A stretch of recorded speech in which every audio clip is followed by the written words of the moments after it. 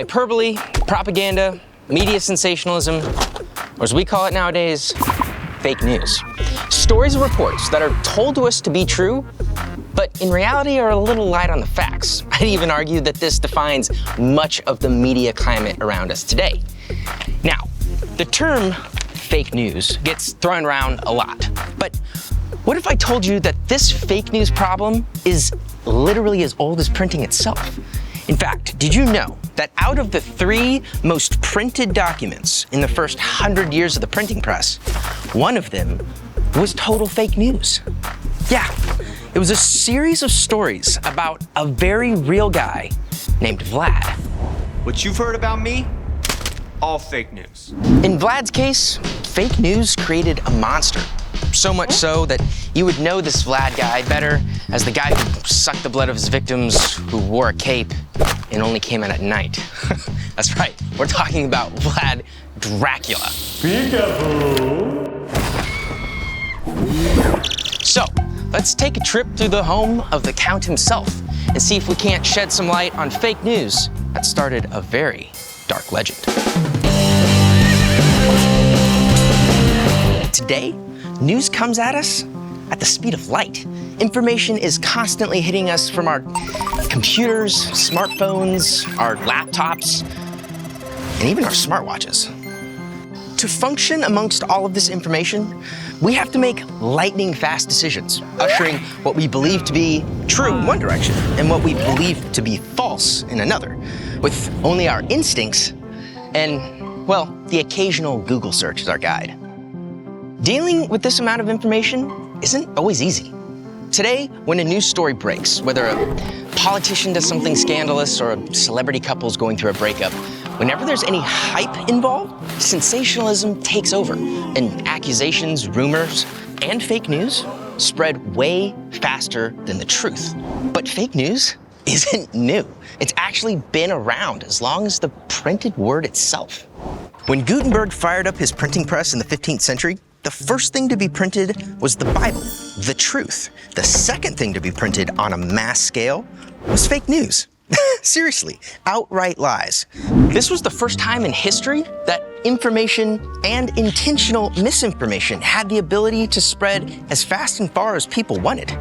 Not much has changed in the past 550 years. Today, we're talking about Vlad Dracula. I'm not the Batman. I'm Vlad Dracula. Now, we've all heard of Dracula the vampire. That's obviously just a story. But there was also a real historical Vlad Dracula. What's interesting is you think you may know the historical Dracula as a guy who butchered, boiled, slaughtered, and impaled over 100,000 innocent people during his short reign of absolute terror. But do we really know the historical Dracula? Can't get rid of this guy. It's like we're attached to the hip. Actually, we're attached more in the torso area. This is what I get daily. He's always correcting me. You don't exist. I've always existed. I'm immortal. The truth is, all of the legends surrounding Vlad Dracula have added a shroud of mystery and contradiction around the historical truth. So much so that the version of history that we think is true has become wildly distorted. In fact, all of the information we have about Vlad the Impaler, Count Dracula, or even vampires themselves has turned the truth into a big stew of fake news. So how did all this happen? The historical Dracula was a real guy who lived in the 15th century. But 400 years later, in 1897, Dracula's name made a wicked comeback. An author by the name of Bram Stoker plucked Dracula's name out of historical obscurity and used it for the title of a little horror novel you may have heard of. And well, if it wasn't for Stoker's help, I can almost guarantee you or I would have never even heard the name Dracula.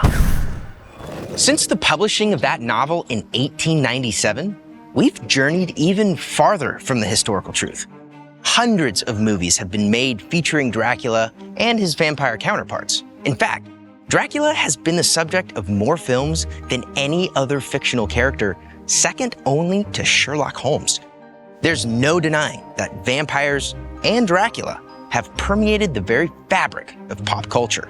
I mean, he even has his own breakfast cereal. And it's good. That's why we're here in Romania, to dig through the legends and misinformation, and perhaps to prove that the story you think you might already know is really just a bunch of fake news. The truth is, Vlad Dracula is a Romanian national hero. That's right, I'm saying that the guy that the internet says slaughtered over 100,000 innocent people wasn't such a bad guy, and in fact, probably did more to preserve Europe, Christianity, and the entirety of Western civilization than anyone you know. I'm a hero and nobody knows about it. So, let's talk truth. One thing we know is true about Vlad Dracula is that he ruled here in what is now known as Romania. I say now known because 500 years ago, all of this was the kingdom of Wallachia. Another thing we know is true is that Vlad's father was also named Vlad. In fact, his name was Vlad Dracula, which in ancient Romanian translates to Vlad of the Dragon. Vlad Dracula got his super awesome name from an order he belonged to, called the Order of the Dragon, which was very similar to the Knights Templar. It was a Christian militia organized to defend the cross and fight the enemies of Christianity, especially the Ottoman Empire. Our Vlad used the rules of his language, added the letter A to the end of his father's name, and became Vlad Dracula, which translates to son of the dragon. Pretty cool, right? To fully understand the man Vlad would become, we first need to understand the world in which he grew up in. Europe in the 1500s was a tinderbox ready to explode with two opposing religions, Islam and Christianity. Islam was seeking to expand into Western Europe, and Vlad's little country was right in the middle of all this craziness. You see, Wallachia was the border state to the rest of Europe. It was essentially the front door that any invading army would have to walk through. Think of this small country like a buffer zone. It was a critical military location for both invader and defender, thus making the control of Wallachia very important. Now, the allegiance of whoever was sitting on the throne of Wallachia could be bought by the highest bidder. So the country was constantly switching teams, and it led to internal chaos. This left the citizens of Wallachia in a constant state of unrest and disorder. And during all of this mess, little baby Vlad was born.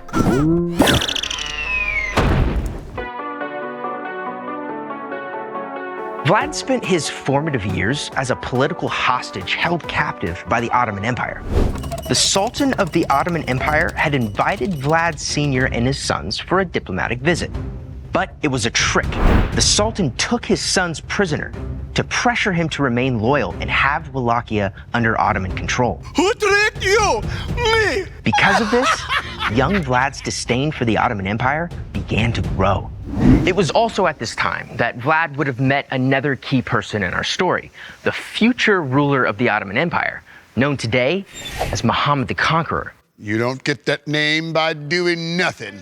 These two men, once trained and educated alongside each other as boys, would later be pitted against each other in an epic battle for Europe. Back here in Wallachia, to make things even worse, Vlad's father was murdered by the governor John Hunyadi of Hungary. Vlad convinced his captors to let him take an army and recapture Wallachia, and promised that after he took his father's throne, he would remain loyal to the Ottomans. After about a year, a political coup took Vlad off the throne and exiled him to a little place called Transylvania. No, not that Transylvania, that's fake news. The real Transylvania, a province of Wallachia north of the Carpathian Mountains. While Vlad was in exile, things really got crazy. The Ottoman Sultan dies, and Vlad's old roomie, Muhammad the Conqueror, takes the throne. And he earns his very intimidating name by doing something no one thought possible, taking down one of the most important Christian locations in all of Eastern Europe, Constantinople. This was a really big deal, like world-changing. Up to this point, Constantinople had been the capital of the Eastern Roman Empire for 1,000 years. It was one of Europe's most iconic and fortified cities, and it had just been conquered. You do what you gotta do. For the first time, the Ottoman Empire was seen as a real threat to Europe. Muhammad the Conqueror now had a foothold on the continent, and the Ottoman army was close enough to storm the gates of Europe and wipe out Christianity itself. The only thing that stood in their way was our boy Vlad and the Hungarians. The first step for Muhammad the Conqueror was to take the Hungarian capital city of Belgrade. But the Ottomans met massive resistance, and they got creamed. A miraculous victory by the Hungarians sent the Ottoman warriors packing. And by packing, I mean they lost like 75,000 men and wouldn't be able to recover for years. Meanwhile, Vlad heard the news of the Hungarian victory at Belgrade and decided it was his time to take back his Wallachian throne. May I present to you the man, Vlad the King Dracula! So he led a small band of ragtag troops to capture the capital city. He won the day, and Vlad was now the man for the second time. Like all good rulers, Vlad wanted to strengthen his country and see it prosper. So he went to great lengths to ensure the stability of his rule. This meant getting rid of any opposition to his claim to the throne.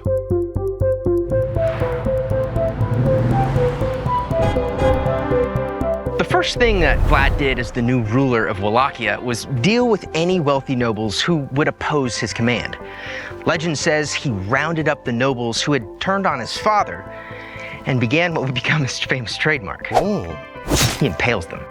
Listen, you have to understand, if you wanted to kill someone, impalement was not the easiest, fastest, or even the most efficient way to do so. It was like crucifixion. It only served one purpose: to make an example of its victims. A brutal sacrifice of a few as a warning to the many. So, when Vlad became ruler, he skewered his foes and all the people of Wallachia cheered. Hip, hip! Hip, hip! And the people saw him as their hero. What's a little pain inflicted upon our enemies? I do it all for you, the good people of Wallachia. Eradicating corruption and championing their safety and prosperity as a nation. Don't get mad. Get Vlad. That's right. Vlad Dracula was a hero. Enter a new key person in our story, Matthias Corvinus of Hungary. Bet you never heard of me before. First thing to know is Matthias wasn't of royal blood. His father was in charge, but not the king, just a governor. Matthias, let's see his birth certificate. He's not even royal blood, not even a little bit. Second thing to know is that the king of Hungary had to be crowned with the crown of Saint Stephen, Hungary's ancient royal crown. I want the royal crown and I want it now! Without this crown, Matthias would be seen as an illegitimate king, and thus the problem. The crown was in possession of the Germanic Empire, and they had no intention of giving it back, unless for perhaps maybe the right price, a price that Matthias and Hungary couldn't afford. So we have an illegitimate king who needed to buy back his crown, but didn't have the money to do it. Enter the new Pope, Pius II. Luckily for Matthias, the new Pope had some seriously deep pockets and was willing to shell out some fat stacks to anyone willing to join his crusade against the Ottoman Empire. This is where Matthias hatches a really clever scheme. Use the money that was designated for the crusade against the Ottomans and buy back the crown of Saint Stephen. Owning it would legitimize him as the true king of Hungary. With the Pope dishing out all this Crusader cash, Vlad wasn't going to turn down an opportunity to fight with his childhood arch nemesis, Muhammad the Conqueror, and the Ottoman Empire. After all, it would only be a matter of time before the Ottoman Empire would turn their attention toward Wallachia, because, well, Vlad hadn't been paying his tribute. Sir, I've just been informed by the royal accountant that you haven't been paying your taxes to the Sultan, and that he's demanding that you put your taxes on public display. Now, here's where legend, fiction, and truth kind of get jumbled up. Muhammad the Conqueror sent a contingency of Ottoman diplomats to politely ask where the tribute was. Diplomats from the Ottoman Empire, my lord. We are here to collect the Sultan's tribute.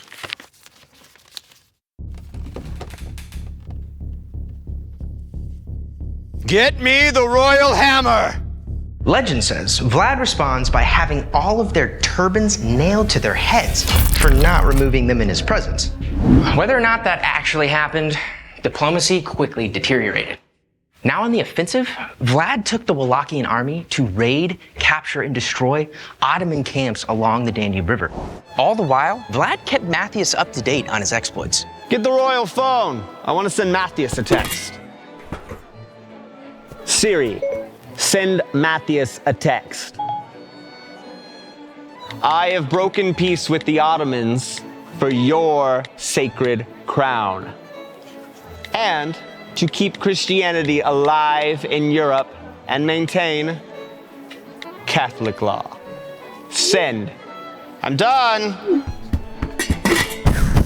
This is important. You see, Vlad felt it was his religious duty to not just defend his country, but all of Christian Europe. That's not fake news. So Vlad returns to his capital city of Targovishte, and well, he started to get a little nervous. He had just kicked the hornet's nest by raiding and slaughtering Ottoman troops. It would only be a matter of time before the entire Ottoman army would march on Wallachia and try to finish Vlad off for good. Vlad needed Matthias's help.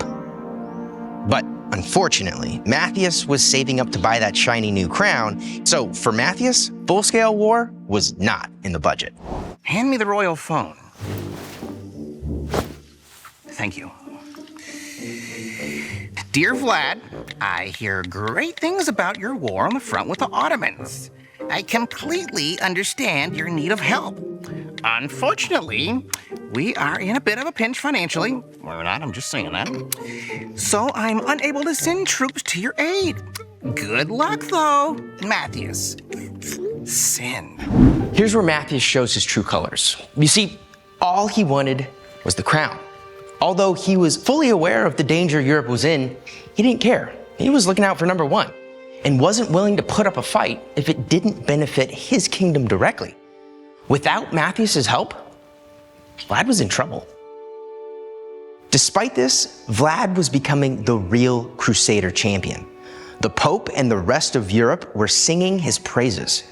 Unfortunately, talk is cheap, and headlines proclaiming Vlad's past success wouldn't help. Now, he had to survive the impending doom of Muhammad the Conqueror's entire army. This would be David versus Goliath. A small band of Wallachian warriors would now have to defend the front lines of Christianity alone. Vlad used what little army he had to wreak havoc on the approaching Ottoman army. He destroyed important river crossings and cut off food supply lines, weakening the Ottomans as the weeks went on. As the Ottoman army slowly moved through Wallachia, Vlad used the attack and withdrawal tactic. Cavalry would ride out of the forest and attack weak spots, and then disappear back into the safety of the tree line. Although this strategy was effective, it did not accomplish his goal of turning the Ottoman army around. They were getting dangerously close to the capital city of Wallachia, Targovishte. Vlad was getting even more desperate. He needed a major victory, but knew it wouldn't come in a traditional way. This is where Vlad comes up with a crazy idea. And I can't go out at night, but I need a victory. But how? God, give me an answer. Dessert is served, sir. Impaled marsh of mallow. Perfect. General! When the Ottomans approached the capital city, they found it completely empty. It appeared that Vlad had just given up and retreated. But when the Ottomans marched past the city, what they found on the other side was an absolute nightmare and would forever tie Vlad to his famous moniker. On the other side of the city was a forest of impaled bodies. Vlad had been collecting the corpses of dead Ottomans during his raids and had them impaled as a final warning. We can't be sure exactly how many bodies there were. Sources vary wildly between 300,000 to just a few hundred. Whatever the true number was, this crazy idea worked and turned the Ottoman army around. I've seen dead people. They would have marched back with visions of their impaled comrades being picked apart by vultures. This psychological effect was enough to end Muhammad the Conqueror's campaign toward Christian Europe for good. To better understand the war and the events that took place here in Targoviste, we need to talk to a real historian, Professor Alexandru Stefanescu. So why was the Ottoman Empire such a devastating threat to Europe? The Ottoman Empire possessed the most capable military force. We are not talking about an army of peasants, we are talking about a professional corps of soldiers and a lot of small contingents from all the tributary states of the Ottoman Empire. So the Sultan can easily master an army of 100,000 men. There would have been no chance for victory if they would have met head on. Exactly. So what would the common person today in Romania think about Vlad? Oh, he's very popular. Yeah, yes. He's very popular because he incarnated the national pride. Mm-hmm. He was very generous with his subject. He was a builder of churches. He was a founder of many villages. He was a great protector of Wallachian traders. All the stories about Vlad are talking about the sense of justice impregnated him, that kind of divine justice, justice behind any limit, without any mercy. Did Vlad have a faith? Yes, he was a Christian. He was a Christian? Yes. Actually, in that area, he was a very well-known Christian knight, Christian crusader. Yeah. And probably one of the most famous at the time, yes. The Crusaders. Mm-hmm. So if you were a good law-abiding citizen, you had nothing to fear from Vlad? I guess so. Yeah, that's right. It's hard to say, but I guess so. Sure. So if Vlad is so popular in Romania today, why is there so much fake news and legend surrounding him? Because fake news sells, and sells very good. And we are talking about fake news all from 600 years ago. So a long yes. time of fake news, yeah. Exactly.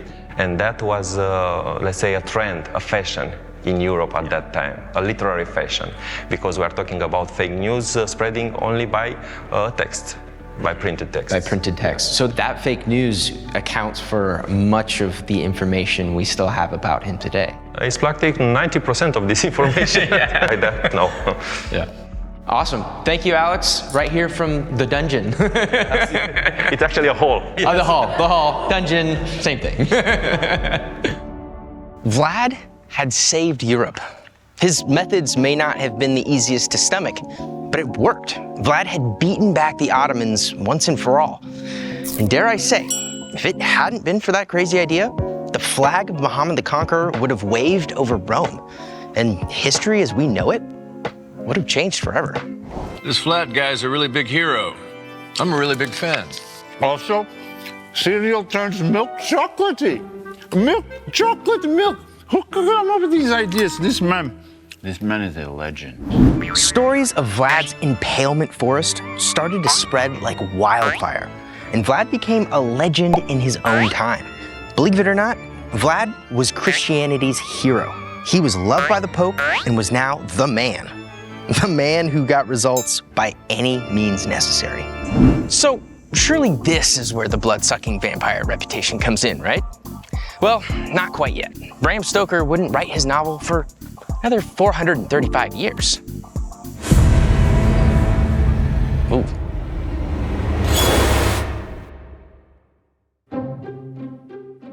After the victory, Vlad came here to the Poenari Castle. It was a newly built modern fortress way up here in the mountains. From here, he would go from famous to legendary. He had won the battle. Now he wanted to win the war. He was determined to take his and Matthias's army to finish the Ottomans off for good.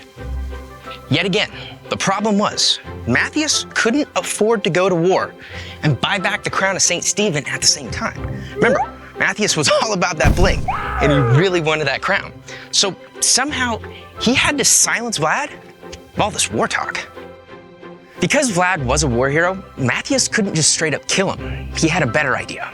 To get rid of someone back in the day, accusations of treason was usually the answer.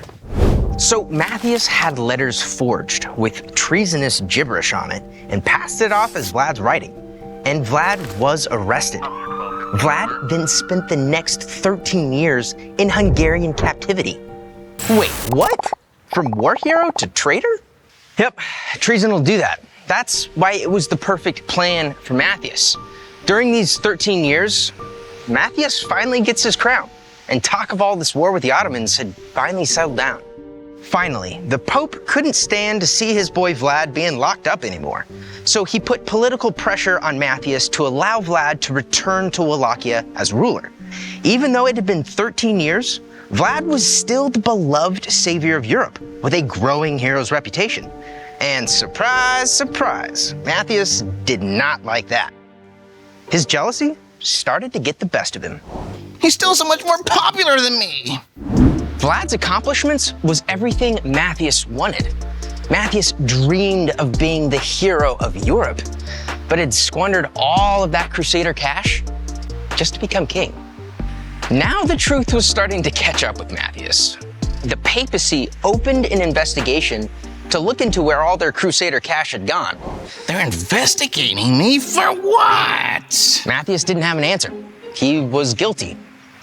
Spending church money on personal affairs. That's not good. Like buying back the crown. So now, Matthias knew he had to justify his reasoning for not helping Vlad during the war. And then on top of that, had Vlad imprisoned. Somehow he needed to swing popular opinion, and he knew just how to do it. Thus, enter the fake news.